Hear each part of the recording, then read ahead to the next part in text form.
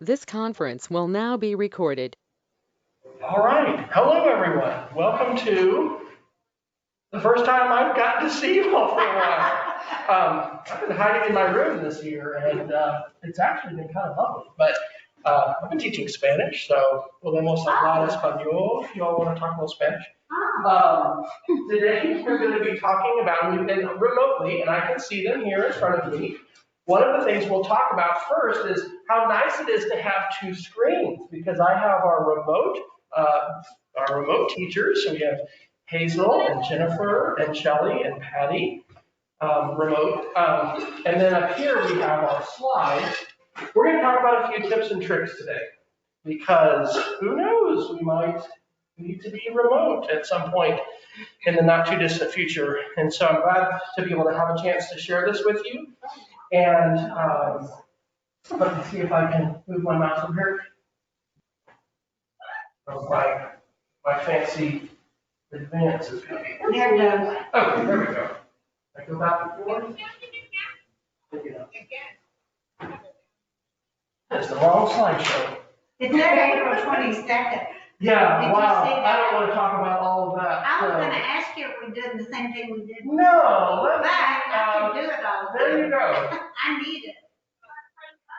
Today, I usually greet my class and then just, good morning, class. And I actually said, good morning, Dr. Fryer. So that's what they're supposed to say to me. So I just a little. There it is. There you go. There Okay, how about remote learning with iPad? There you Tips go. and tricks. Okay, Yay. let's do that one.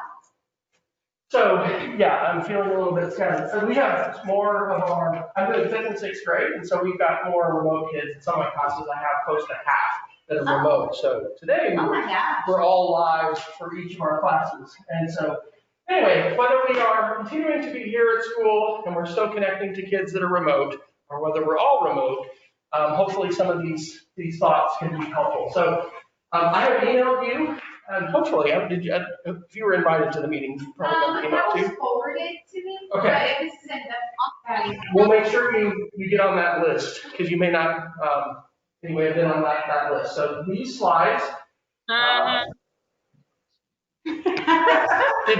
if you didn't get a copy of these slides, this is the fun of remote, these voices from the ether, from the clouds coming. And please feel free, if you're joining us remotely, to interrupt and ask questions. If you don't have a copy of these slides, you can email me, and I'll make sure that you do. We're going to talk about the benefits, first off, of just having a second screen. Because in addition to talking about connecting your iPad, which some of us have done, I really think having a second screen, which can be in your classroom if you're up here at school teaching, or it can be a relatively inexpensive extra screen from Walmart or Amazon or whatever, it can really make a difference to give you more space and be able to have your kids over on one screen and then do your stuff over on the other screen and not have everything all together.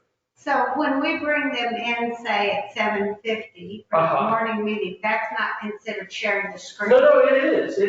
And so what I'm doing an example of right now, and I'm going to show you little screenshots and how you can do this in your room. And if you want to, I can follow up with you. Usually my classes are at different times, but I've usually got at least some time during the day where I could come get together. And so I'd be happy to come to your room and help you do this in terms of setting. So some of this today is more going to be awareness of, I can do that. And I'm giving you some steps, but I'm happy to follow up with you and actually get that working in your room. So that's what we're going to talk about first, because I've got my content over on my second screen, and I'm watching my remote students over here virtually. So we're going to talk about that, then connecting the iPad to the laptop, and then, I'll just mention the safe YouTube link sharing, and then some really good Seesaw training that Seesaw has available. So that's kind of where we're going today. One of the things that happens when you have two screens is sometimes you lose your mouse. So you can look just wildly touching your trackpad trying to find where your mouse is. So there's my mouse. Okay, why use a second screen? Number one, you could see your students larger. And so if you would like, for instance, to reverse what I'm doing when doing remote learning, have your kids up on your classroom TV or your classroom projector, and then you could be teaching with your presentation or showing your iPad, using it as a document camera. Anytime you want to have content that you're sharing, besides just your webcam face, that's a really good reason. And then just to have more room to be able to work. So Wes, I have a question about that real quick. Yes. If you had all your students from your screen AirPlayed up on the big screen, would they still have this view of you from your computer, or would you be using that? Well, actually, let's ask. So, Hazel, you're there remotely. Hello. Could you unmute, Hazel? Tell us your favorite moment from Thanksgiving, and if you can see my slides and my picture too. So you'll have to click unmute.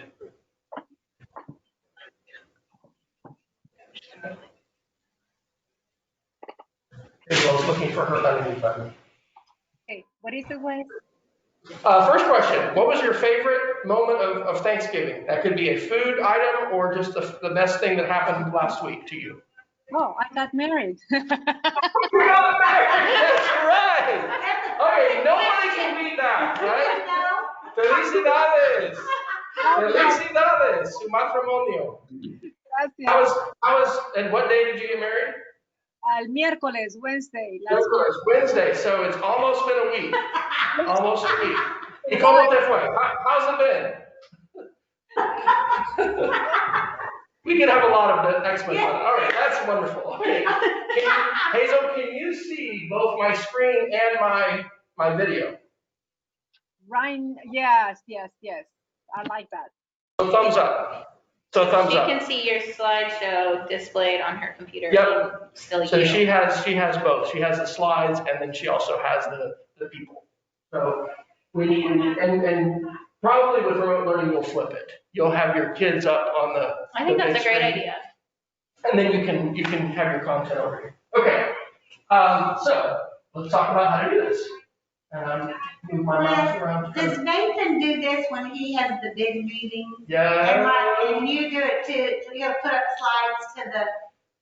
When I'm doing a presentation, I usually just want my screen to show what's on there. So I do mirroring, which there's two choices. You can mirror, or you can use this as a separate display. So I don't know. I think we usually set it up for him. So we usually just mirror. So it's the same. But in his office, Nathan has two extra monitors. He has a 3-screen setup. Oh, like Jamie. And it's cool. I mean, it's really neat, especially for things like this. This summer, when we did professional development, some conferences and things like that, this is when I really learned the value of it. Because it was just great to have more space and have people over here and content and chats and, different things, not just one screen. The other thing that's made me appreciate it is my 5th graders and the 6th graders have iPads. The 5th graders are on their Chromebooks, but that's a small screen. And so I'm wanting to be very sensitive to them because it's hard to have, switching back and forth and all this on this little screen. So here's how you can do this. AirPlay has an icon at the top next to our battery percent and the clock and all that next to Wi-Fi. That little icon, the square with the triangle, that's our AirPlay. That's where you click in order to connect in your classroom to your Apple TV. Instead of having it say mirror, when you connect it, you can choose the second choice, which is to use as a separate display. And that is going to let you choose where you have your content, what's over on your laptop, and then what's on your second screen. By the way, if at home you want to do this, and I think I need to put this in as a slide, you really just want a monitor that has HDMI. Even if you have an older TV, like our son is still living with us, which is great. He's saving all this money. He graduated from college, he has a job. It's great. I mean, who gets to do that? Save all this money. So he has a 32-inch television that's sitting in our garage. I've been thinking if we go fully remote, I might bring that in the house and set that up and use that as a second, monitor. A true computer monitor is going to be, better quality. But anyway, an HDMI monitor or a television that has 1080, it's going to be pretty good. So you could do the same thing I'm describing here in your classroom. You could also do this at home with another TV. After you do that, you have selected secondary display. The next thing you're going to do in your settings for your computer is you're going to open up display because you need to decide if the arrangement of them is correct. The way, and everyone in the room is going to be able to see this, the way that I have mine set up right now, maybe? I guess not. I thought I had a slide to show that. Okay, I went by too fast. Oh. Okay. I thought I had a slide. There we go. Am I just jumping around? All right, here we go. Slide 6. I have mine set up so my laptop is to the left. It has the white bar at the top, and then Michelle's big TV is over to the right. So that tells me that when I'm dragging my mouse and I'm over here on this TV, I can move to the left and, oh, now it's over here on my computer. So the display control panel has a tab at the top called Arrangement, and that is where you can specify how you want them arranged. And you don't have to have the computer on the left. You could have it on the other side. I think it usually makes sense to have it, physically on that side. Anyway, I'm moving around and I'm not sitting right over here to this side. How many of you do this already? Does anybody do this already where you use your television or projector as a secondary display rather than mirroring and showing the same thing? I did it with my previous smart board, but I don't think these smart boards can do it. Is that correct? So your smart board can. It's just, this is a matter of the Apple display technology, so it can. And it's really just a preference. Sometimes teachers like to have email, but not showing it to students. And this is the way that you're able to have email on your computer, but your kids don't see it.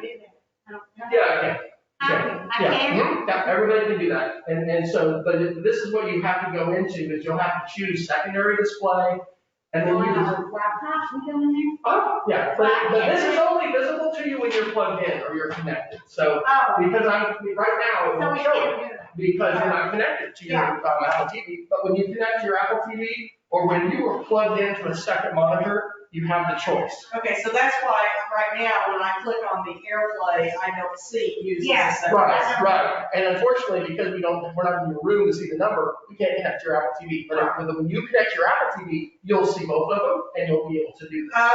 Even though we connect with the cord, not with AirPlay. Right, yeah, either way, if it's an AirPlay connection or a cord connection, either one, it'll pop up there, and you'll have a second one that you can decide. And Wes, I have Apple stuff on mine. Yeah, yes, because what I'm doing right now is just through an Apple TV, so it's the same way that you're connecting to your TV through Apple TV. I think, or do you plug in? I don't have a TV. So don't be distracted by the smart board. The smart board piece of it is, for this part, it's really just projection. Because if you have a smart board, you can use that board that you touch. But the projection part is working through the computer and the projector. So whether you got TV or you got a projector, you can do this. Everybody can do this. Okay. Now, if I did want to do this, that little box down there, mirror displays, that's another way to turn the mirroring on or off. Okay? But what this is going to let you do is decide, hey, I'd like to have my kids really big and over on another screen. And not just tiny where I can't even really see them, who's raising their hand, and all that. Okay, so, all right. The next thing to think about is in GoToMeeting, which we're using for this call today, and that's why I asked Shelly at the beginning, can you see my screen? I had not yet clicked that button. The button between microphone, camera, and the big red circle, which would close the call, is the screen share button. And so when you have connected another monitor and another screen, you can choose which one you want to share. So I selected Michelle's television as the screen I wanted to share in the video conference. So that's the only thing they're seeing remotely. You all, if I turn for you to see my screen, you can see my laptop screen. They can't, because I'm only sharing that screen. And so again, when you're connected to your classroom television, your classroom projector with Apple TV, and you have said, I want to use an extended display, not to mirror, you'll have this choice. And so you can just share that screen, and whatever you put on that screen, that's what your kids are going to see. If it's your iPad, they'll see your iPad. If you're sharing a presentation, that's what they see. But it kind of makes it nice because you can do whatever you need to do over here and they're not going to see it. They see the stuff that's over here. Okay? So that is in GoToMeeting. Next, let's talk about how to get them over in their own window. Okay? Again, the folks at home or in their classroom, they can't see this. But I have made this window of faces larger, and that's what these steps are here.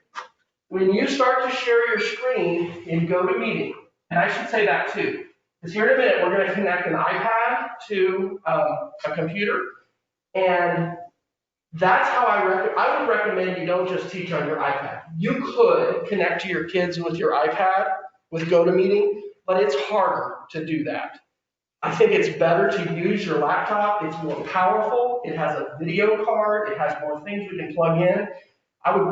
That's how I would recommend remote teaching, is use your laptop as your main. I'm going to connect to GoToMeeting, and then if you need to, once you use your iPad, you can. And that's what we're going to look at next. Okay? So when you start to share your screen, suddenly the GoToMeeting window gets really small because it thinks you're going to try to do everything on one screen. So these are the two steps that you'll want to follow.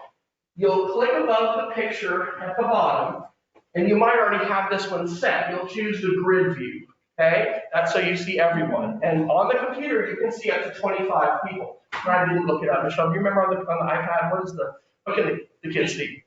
8, okay. 6 or 8. 6 or 8, yeah. They can't see as many. Which is why we tell the kids to who's talking. That way, if you're not one of the video screens that comes in, they can still see you when you're talking, but they all have to mute themselves. Correct. And so anyway, this is one of the things to remember in terms of limitations and stuff like that. And I'm afraid to put that in a bit. That's something the kids we want them to do. Who's talking? It's going to change and switch. Now, as you're sharing content, because they'll still see you and they'll see your content if they know who's talking. Yeah. But you want to choose everyone, and then on the next screen, I've got a little screenshot with my finger pointing to them. There's a little box where my red arrow is pointing to, and that is called Detach the Cameras. Has anybody done this before? Anybody remotely done Detach the Cameras? All right, yay, see, there's something new. There's something new for everyone. All right, Detach the Cameras is what I have right here, okay? I clicked it, and it popped off the cameras from my control. My control panel is over here, and my cameras are over on the right. Just to demonstrate that, I'm going to escape out of my presentation for just a moment and show that to everybody. Look at that. There's my window. That is the Detach the Cameras window. And, if I wanted to just make that big on the screen, I could click on the green dot, and I would see up to 25 kids, as big as they could be for having 25. The size of it changes the more students are on there. But it'd be way better to see them on your TV than it would be. Oh, absolutely. Yeah, we have 55-inch TVs for the most part.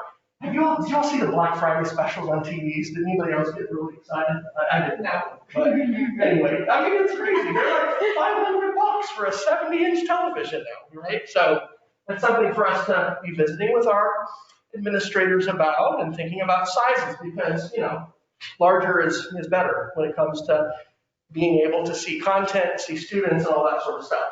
But definitely much bigger than your screen, and probably better to put the kids up there. So you're gonna click that little button that's called Detach the Cameras, and then what I just demonstrated is you can resize that window. If you move that onto your television, click your green dot, boom, it's big, and it fills up the whole screen. Okay? So then that leaves your computer screen free to teach from, right? Exactly. Have your content. All right, so I think, and if you happen to be using Google Meet, which I don't think we really are, but Google Meet now has a tile view that'll show up to 49 people, which is great, and you do the same thing. You would just put that Google Meet tab over on your secondary screen, and you can do the same thing, okay? So, last thing on TVs, and I'll see if people have questions about this. I don't know if you've noticed this, but my slideshow is cut off a little bit on this television. And it varies by TV. Sometimes it's a setting we can do on the computer. Other times, like we were in with Melissa Coate and her television, it was on her remote control. I was trying to find it here on Michelle's remote. There's something called overscan and underscan. Over on the right side, you can see everything, like the menu bar, the dock at the bottom, like you can see it all. On the left one, you can't, and that's really how this one is set. So be aware of that, and we can help you. I would be glad to help you figure that out, because just depending upon your projector, your television, the control may be somewhere else. Once it's set, it's set. But usually we want to be able to see the entire screen so that they can see the menu and nothing gets cut off. Okay? Okay, so the next, and then there's a link here on the slideshow that you can go to that talks about that a little bit more if you want some more information about it. Or you can email it. Or you can just talk, yes. Okay, so the next thing I'm going to talk about is sharing with QuickTime. But does anybody have any questions? Either, Does anybody have any questions they want to ask about this part, the second screen stuff? I just think that'll make more sense when I'm all connected to my screen. When this is one of those things we really can't all do together because we're not in our rooms with all. But it might be fun to play with when you're in your room by yourself, to just put a meeting up and. Yes, and that's what I did when making these screenshots. Was I opened up a GoToMeeting and Well, I had a major GoToMeeting fail this morning. Okay. Between this and my TV screen, it was so sad. It just did not work. Was it because of the plug? No, I didn't use the plug. I think that I'm thinking because these were on different Wi-Fi networks. So I think that I need to play around with it and get a lot figured out. Okay. All right. Do we have any questions from our remote folks? I'm seeing shaking heads. Okay. All right. Face to face, folks? Okay. Okay. All right, let's talk about connecting our iPad. So, why would you want to connect your iPad to your computer? Well, your students are on iPads.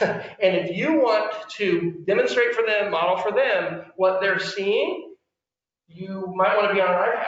Because, depending on what you're doing, the app might not even be available on the computer, but the view is different for students. And so if you want to show them the student view, you can connect your iPad and they'll see it, just like they will be when they're looking at their iPad. You can also use your iPad like a whiteboard.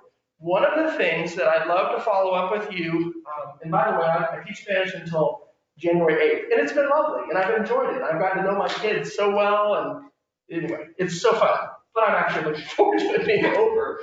I'll have more time to be able to work with teachers and do coaching. There's an app called Explain Everything that is a whiteboard app. It's one that a number of our math teachers use. It just lets you write, just like you can write on a whiteboard. And you can have multiple pages, and you can have slides that you bring in. There's all kinds of things you can do. That's not the only way you can do that, but it's really great to be able to just write on, worksheets that you have, PDF files, slideshow, whatever it is that you want to write on. And then your kids, fourth grade and third grade have the styluses, is that right? So hopefully at some point we'll have those for everybody. But as students have that ability to write too, that's another good thing about the iPad. We also have a number of these called Just Stands. They're red. Do you guys still have some of those floating around? What is it called? Oh, the Just Stand. It's the red, arm. Yeah, I have one. I just didn't know that's what it was called. Just? I think so, yeah. The Just Stand. I had no idea. Just Stand, yeah. Yeah. So it's basically making your iPad into a document camera. And so that way you can read kids a book, you can do whatever you'd like to share them with them, just like you would on a document camera. You can do that over remote learning. And so you don't have to, I'm going to read this book, I got to scan this book. No, connect your iPad, set it up there, and just read up the book and let them see the pages. So and again, that's probably a reason of, you could set that up at your house, but in your classroom, wherever you're going to have your space, that I think is a nice tool to have in your toolkit, because it just lets you be more analog. You don't have to have everything digital. They can have that, turned on, and you can read the book and or whatever. I mean, you can do art. Yes, I have a question. Show them So another teacher's borrowing mine right now, and I am happy because I can use Ashlyn's since she's not using hers. Right. But would technology be able to help to get more of those? Actually, Debbie Monty, you need to talk to. Yeah, they're like $100. It's I think $99. last time I ordered them. Really? Okay. So that would be Monty you need to talk to. I would go online and see, because last time I ordered, they were back ordered for like 2 months. But that was in March, so they may be better now.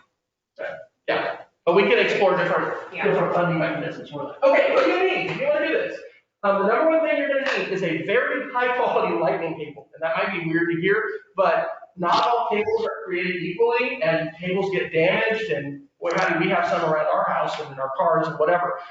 And this really is like the highest quality connection you can be making, because all the video from the iPad is being sent to the computer. So you're going to want to have a high quality cable. One of the ways to be safe about that is to just use an Apple cable. We've had pretty good luck with the Amazon Basics cables, which are less expensive, but you're going to want to have a really good quality one. And actually, would you mind, have you done this before to connect your iPad? What I'm going to do is show you the steps, and then we'll have you, let's see how this is going to work. We're going to be fancy. We're going to have you actually AirPlay to my laptop so that they can see this remotely, and then we'll go through the steps. So we'll see it live. But you need your iPad and computer, obviously, but they're a high quality too. All right? Now, I also have a little asterisk at the bottom. I think the way Megan has done it, this is how I do it in class. Before Apple TVs, Michelle had ordered this lovely software called AirServer, and we still have 25 licenses, and we only use a few of them. It is possible to use that, and you don't have to have the cable. You can skip the cable. But as we found out today, there's some issues. You have to be on the same Wi-Fi, and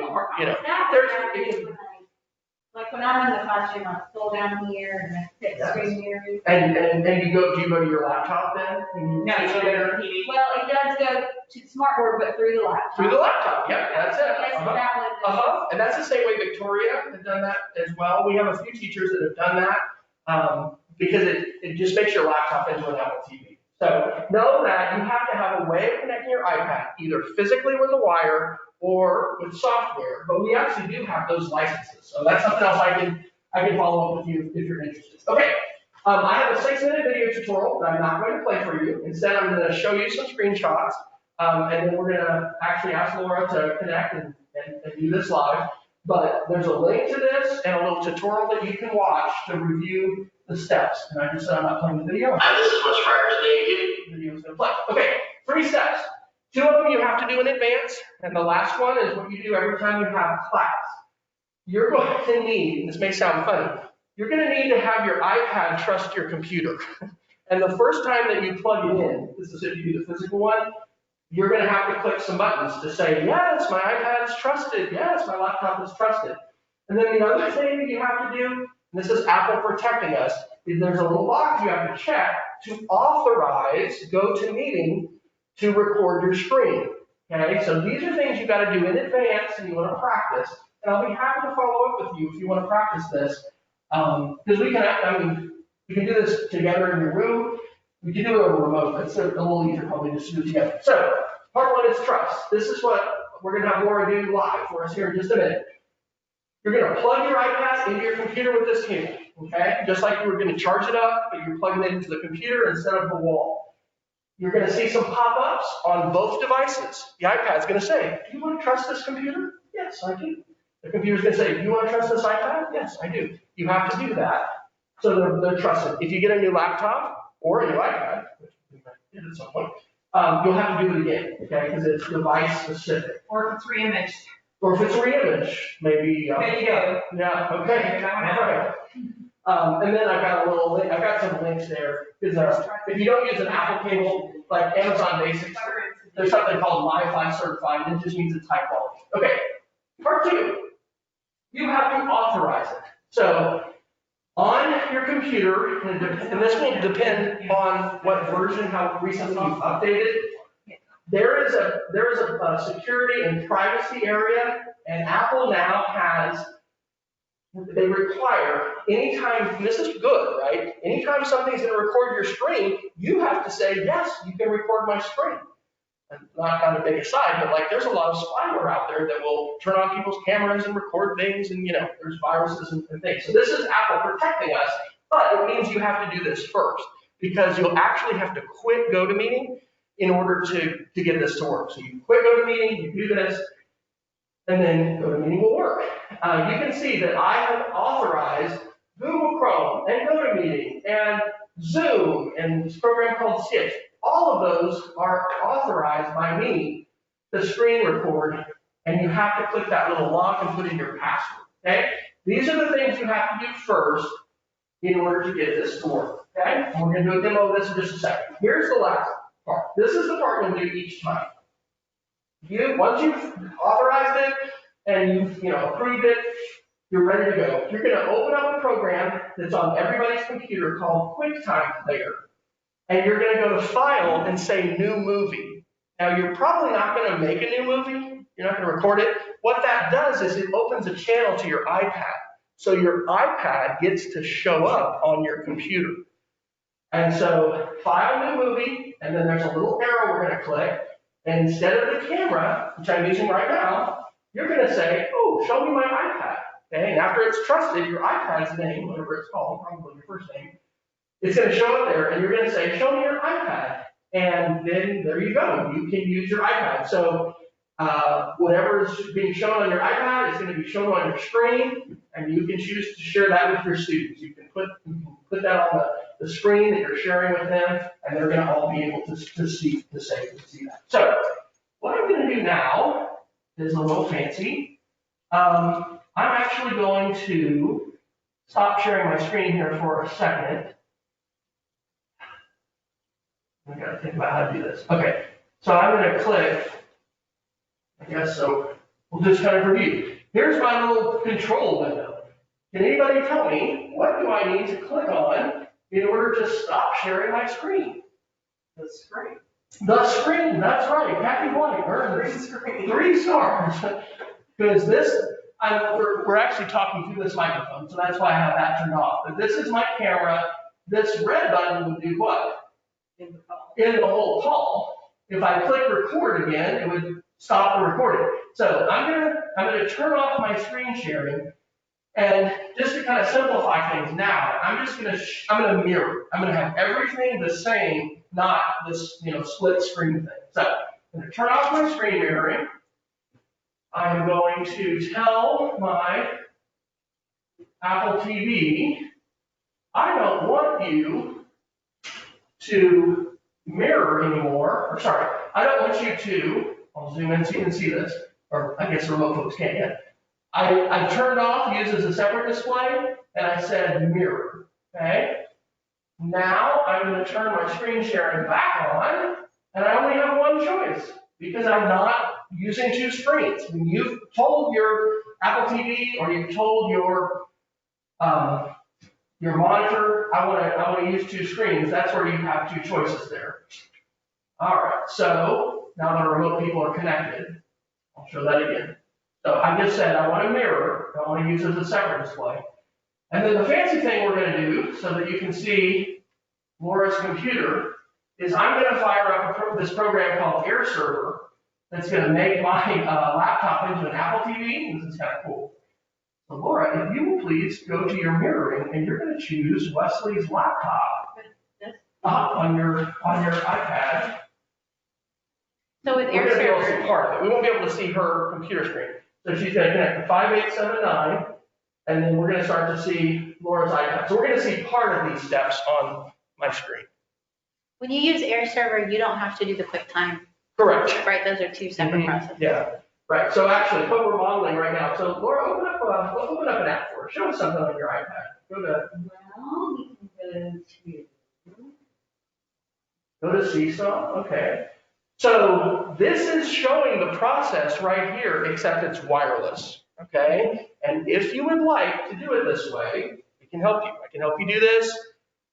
It requires that we put the software in here, but it has allowed anybody who can see the screen, the code, to connect. And actually, this is so cool. So all sixth graders have iPads. On Friday, it was the first time that we did this. I had about 5 remote sixth graders at home connecting, and then the face-to-face kids. And the remote kids were able to share their screen over, we were using Zoom. They were able to share their screens, they would have worked through Google Meet too. And then my local kids were able to do that too. So the kids were actually able to share their screens. Anyway, it's cool. And similar to Apple TV. Okay, do you have a cable? I have. Okay, so we're gonna go through these steps. These 2 things? Step 1 is Laura's gonna plug in her iPad, and she's plugging into her laptop. Now we're not gonna see everything because we're seeing her iPad screen, but we probably will see if you press home on your iPad. You probably are going to see maybe a little pop-up that says trust. Does it say trust over here on your computer? Does anybody have a different cable? Maybe. Have I plugged it in before? I don't know, maybe? I don't plug it in all. Go ahead and click on your screen here, and then click on. You see your iPad? Oh, you do. Okay. So let's do this. We're going to be facing that. Yes. Go ahead and click trust. Ah, look at that. Look what just popped up on our computer. So actually, I've got to know the steps. She clicked in her Finder in the files. When you on the dock on the very far left side, there's a little icon of smiling faces. Okay, Matt calls that the Finder. She clicked that, and it had her iPad over on the side. When she clicked it, it said trust, and she said trust, and then it just popped up, and I think you said it. You said loading. Okay. Now, did you tap trust over here? Yes.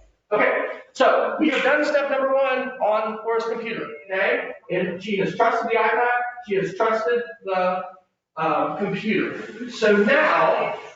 So actually, we can see the steps again. We're going to disconnect her iPad, and then if you will, again, AirPlay, but you're going to choose on your AirPlay either Wes's laptop or Dr. Farr's laptop, whatever it says. Okay, 3610.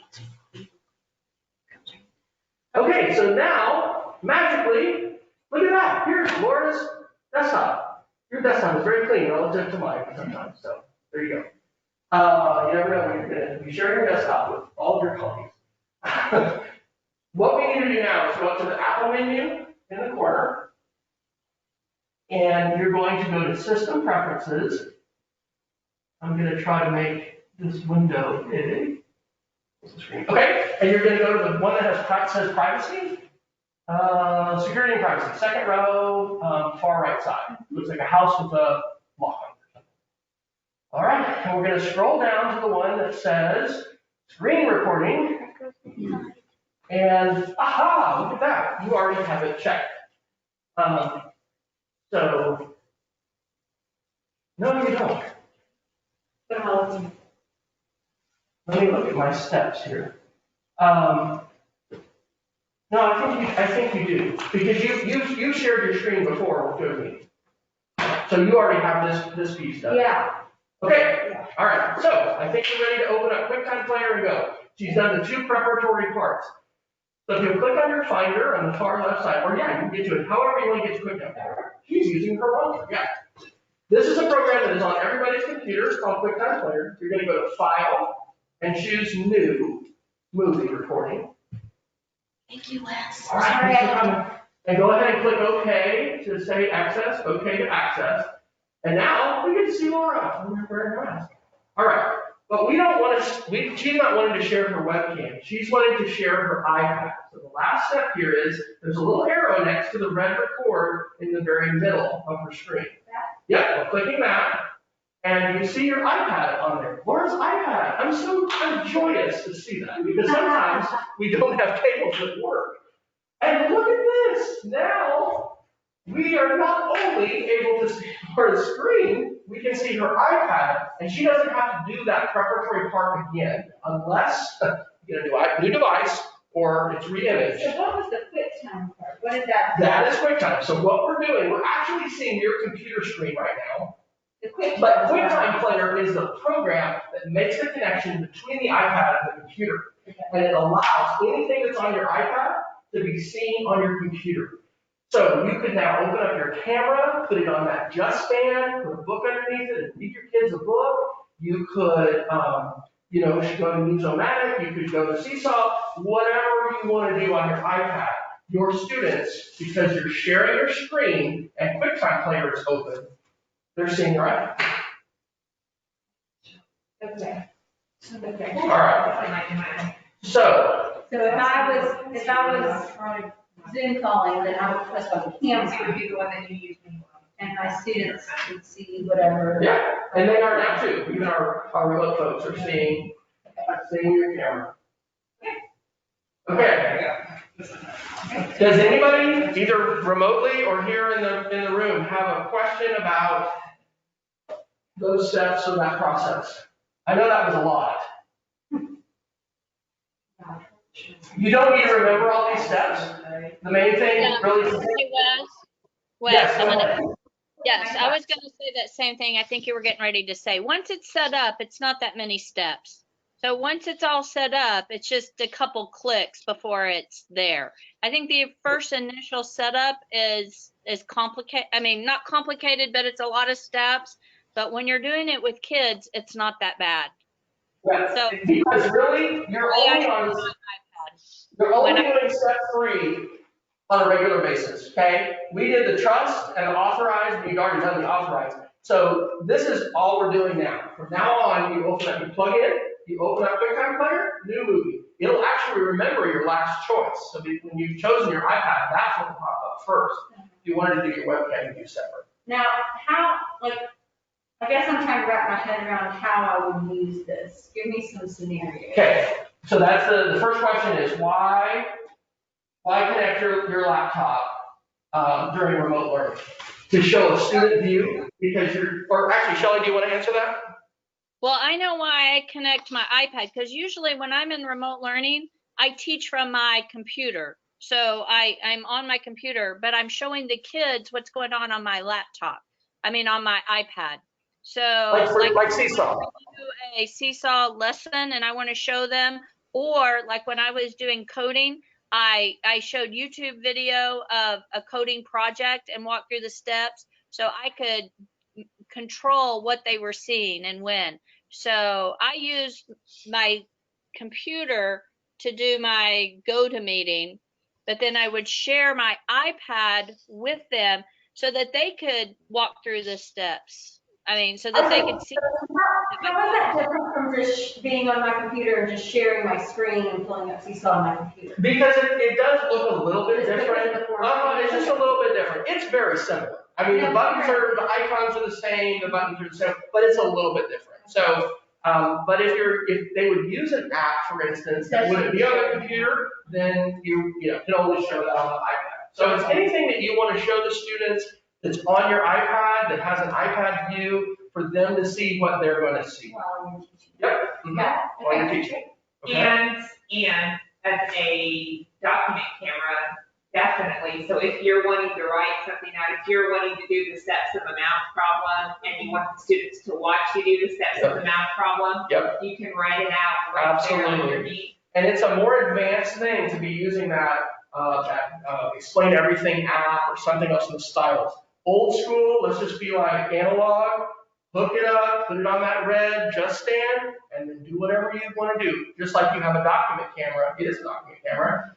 Putting a book, putting a piece of paper, showing student work, showing example, whatever you would want to have paper-wise.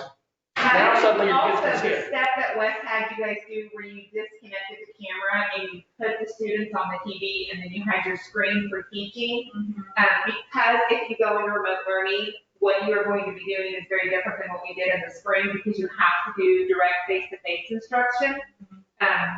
This way you can see your students while you're using your screen for whatever you're using. So if you can see that, somebody has their hand raised because they're not understanding, if you were just sharing your screen with the group and didn't have to it's hard to see. I mean, that's why we wanted to do this. I think the two biggest recommendations I would have for you to try to make what was emergency remote learning, and still kind of would be, but anyway, we've done it before a little bit, to make it better this time If you can have a second screen, either in your classroom or at home, that can really give you space, let you see your kids better, and be able to respond to them better. And the second thing is being able to connect your iPad, whether you're using it as a document camera to show books or to show other papers or to show apps and things. And that's part of why, if you can be up there at school, it's so good to have a TV right in front of you that you're connected to, and you have support on hand to run over and say, I need help. Explain everything whiteboard different than explain everything EDU. Yes, the Explain Everything EDU is the one we've paid for, and I think it has no limits. There are a couple different versions. So the one that if you run into something that says you can only make so many slides or something, I think the one we want is white. It's like a blue one and a white one. And I think the white one is the paid one, but I can get back to you on that. Because Jeremy originally put both of them in, but we really just need the paid one because we have 100 and something licenses for it. So every teacher who has an iPad can have that app. Okay, any other questions about those steps and ideas?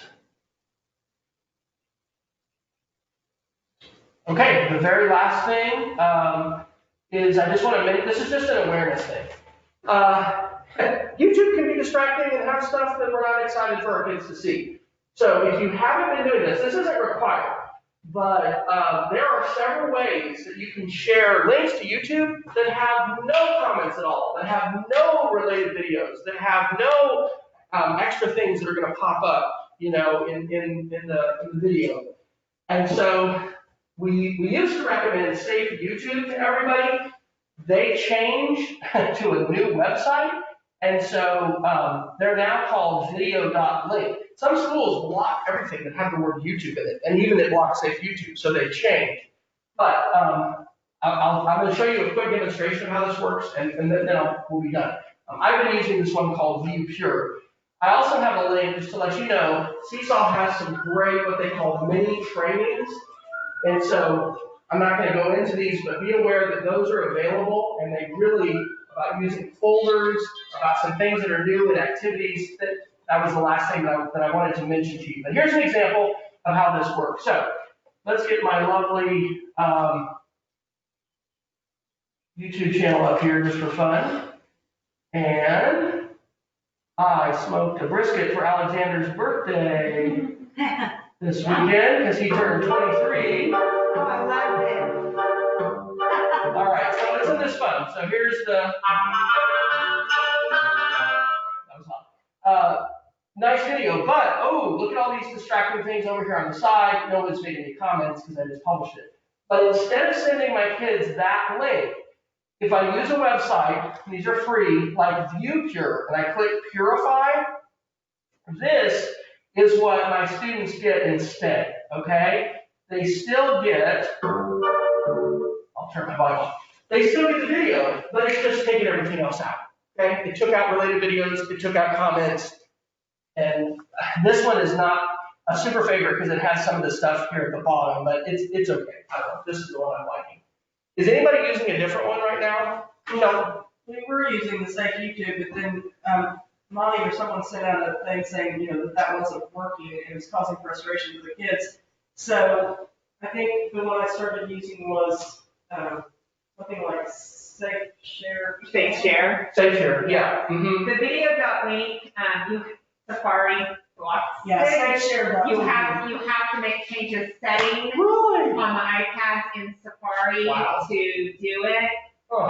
So we've discouraged that. And another way that you can do it, but it apparently doesn't block the related videos, is if in the word YouTube you put the hyphen after the T. Yeah. It blocks all the ads and a lot of that. So be aware. Again, we don't have to go into all the details, but that's a good thing to know, right? Because as we're sharing those videos, not having the distractions and possibly. We used to have a way where you could get a button up in your toolbar that was purify. Yeah. Can I still do that? And so you could just be on YouTube and you just click purify and it would automatically Good show question. Let's go up to, I don't know, they'll, What do you call those little buttons? Bookmarks. These are little, and that was called a bookmark. It was something that did something. It was a button in your toolbar. Right. Yeah. Well, some of those are extensions, so I don't know. Bookmark. I can follow up with this one. But would that work if you shared the link to the kids that are learning at home, like right now, like our Flex Learner stuff, like sometimes I send them videos that way, but would that come through for them? Or The ViewPure would. The ViewPure and the Safe TV, Safe Share TV does, but I didn't know if it would work if you just put some button on it. Well, when you click the button, it would just automatically take you to that video in their system, yeah. And then you could copy that link. I see. It's like you're kind of seeing the video through a filter. Okay. Right. Copy and paste and go to it. Okay, I think that's pretty much it. So, Hazel, we need to know one surprising thing about marriage. So you'll have to unmute. You're on the spot. But you got to unmute. Is there anything that's been surprising to you? I thought she dropped the call. You'll have to unmute, Hazel. She's thinking. It's hard to get used to. Think on the fly. Does he clean the kitchen? That's my question. Okay, so you can tell she's married to you because she's yelling at you over video. Hazel's been with Ricky so long though that. Right, there may not be any surprise yet. Okay, all right. Charlie, how many years has it been? 24? A lot. Yeah, okay. I'm not gonna ask her any questions because I'm making myself in a lot of trouble. Well, okay, so Alexander's 23, so it's been at least 24. That's right, I think it was 1 year old. All right, well, we'll go ahead and stop the recording. Thank you all so much for coming.